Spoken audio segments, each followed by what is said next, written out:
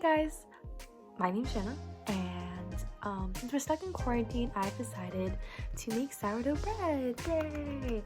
And I'm filming it because I just need something to do. So yeah, sourdough is gonna be like a week process, so yay!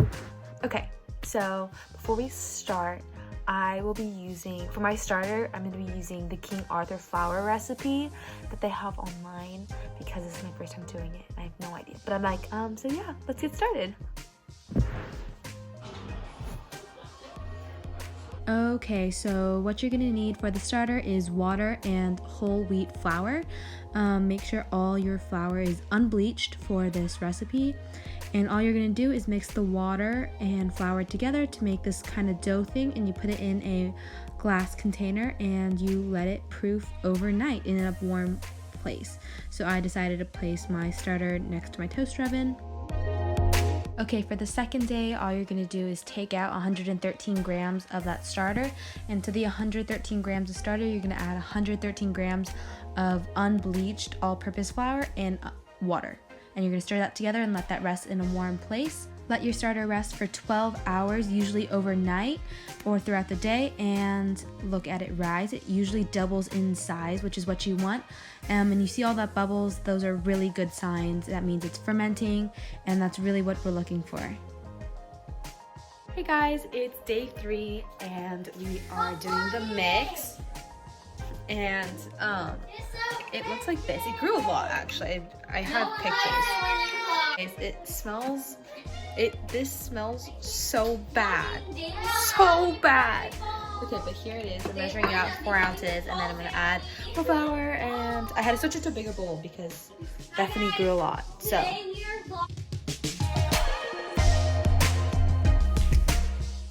So this is me making my starter. I'm mixing my water with my flour, and then eventually with the starter, I'm putting it back in that huge bowl. Usually the starter takes 5 to 7 days depending on the temperature of your kitchen. With your excess starter, you can just throw that away, or you can use it to make pancakes and other things. Hey guys, I'm back, and so I finally finished the sourdough starter. She's beautiful. She's beautiful. So right now I'm gonna I'm gonna mix her with some bread flour and some water and create a leaven, and then we'll create our oddities and our bread folding, all of that fun stuff. Yeah, go us. Getting the bread.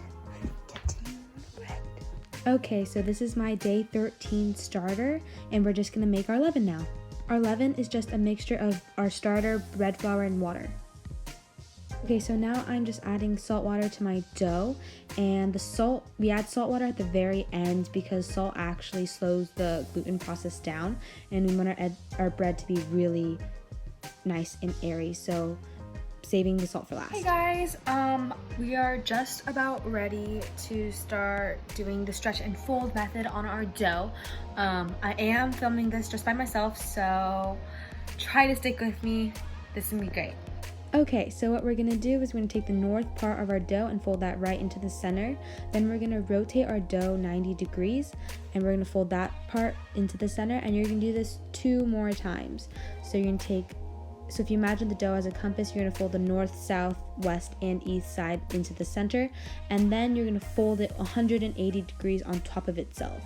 And so you're gonna do this a total of 6 times, and you should notice with every time that you stretch and fold, that the dough is a lot stronger and more elastic, which is really what we want.